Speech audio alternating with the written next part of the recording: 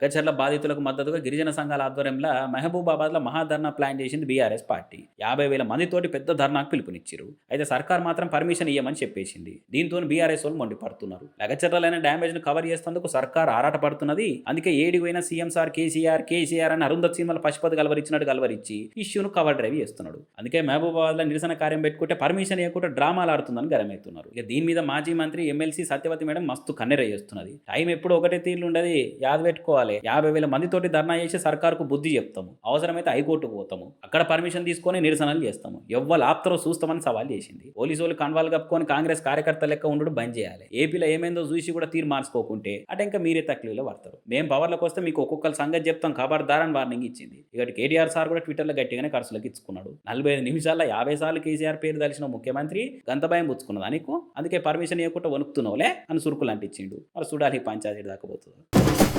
10 ఏళ్ల పాలన కేసీఆర్ సార్ చేయలేని ఎన్నో పనులను కాంగ్రెస్ వాళ్ళు చేసిరని గొప్పగా చెప్తారు బీఆర్ఎస్ వాళ్ళు. అందులో మన హానరబుల్ సీఎం సార్ ఏమేం ఘనకార్యాలు చేసిరాయా అని ఇవన్నీ చెప్పుకొచ్చిరు. హైడ్రా మూసీ సుందరీకరణ పేరు మీద పేదల ఇల్లు గులగొట్టించిరు. లగచర్ల గిరిజనులను అరెస్ట్ చేపించి లాఠీలతో దొక్కిచ్చిండు. గిరిజన ఆడబిడ్డల మీద పోలీసులతో అడగోలుగా చేతులేపించిండు. గిరిజనుల భూములు లేకుండా మీ సంగతి చూస్తా అని సోదరులతో బెదిరిస్తున్నాడు. బెటాలియన్ కానిస్టేబుల్ వాళ్ళ ఇంటోలను రోడ్ల మీద గుంజుకొచ్చిరు. గ్రూప్స్ అభ్యర్థులను లాఠీలతో దండిచ్చిండు. మహిళా సంఘాలలో 7 కాడ అడ్డగిచ్చిండు. జర్నలిస్టుల మీద అనుచరులతోటి దాడులు చేపించిండు. సిరిసిల్ల నేతలకు పనిచ్చుడు బంద్ చేసి అలా ఆత్మహత్యలకు కారణమవుతున్నాడు. తెలంగాణ రాష్ట్ర ప్రయోజనాలను ఢిల్లీకి తాకట్టు పెడుతున్నాడు. తెలంగాణ తల్లి విగ్రహం తీసేసి రాజీవ్ గాంధీ విగ్రహాన్ని నడి సెక్రటేరియట్లో పెట్టించిండు. సోషల్ మీడియాలో ప్రశ్నించేటోళ్ళ మీద కేసులు పెట్టిస్తున్నాడు. ప్రభుత్వ సభల్లో చిన్న పిల్లగాల ముందు కూడా బూతులు మాట్లాడి ముఖ్యమంత్రి పదవికే వన్నదేస్తున్నాడు. ప్రజాపాలనాన్ని గప్పాలు కొట్టుకుంటా కనీసం ప్రతిపక్ష ధర్నాలకు కూడా పర్మిషన్లు ఇస్తలేరు. పండించిన ధాన్యాన్ని కొనుక్కుంటా దళాలు రాజ్యమేల్కోరని చెప్తున్నాడు. రైతు బంధు పింఛన్లు ఎగ్గొట్టిండు. కేసీఆర్ కిట్లను అటకెక్కిచ్చిండు. దళిత బంధును దగా చేసిండు. స్కాలర్షిప్లను అస్సాం రైలు ఎక్కిచ్చిండు. ఇట్లా ఒకటారేండా సార్ ఏడాది కాలంలో ఎన్నని చేసిండు.